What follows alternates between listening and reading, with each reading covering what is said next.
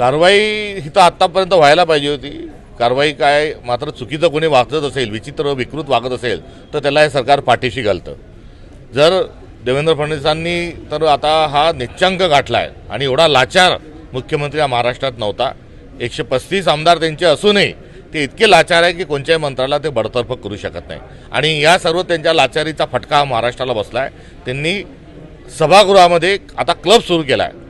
तर सभागृहाच्या बाहेर जो आहे तो सभागृहाच्या बाहेर त्यांनी WWFचा आखाडा सुरू केला आहे. तर महाराष्ट्रभर कुठे शेतकरी पती पत्नी आत्महत्या करून घेतात, तर कुठे खामगावमध्ये दलित तरुणाला मॉब लिंचिंगसारख्या प्रकरणं होतात, मारधाड केल्या जाते, कुठे बलात्कार होतात आहे, कुठे आया बहिणी सुरक्षित नाही. महाराष्ट्रातल्या 800 महिला ज्या आहेत या गेल्या 3 महिन्यामध्ये लापता झालेल्या, त्यांचा तपास लागलेला नाही.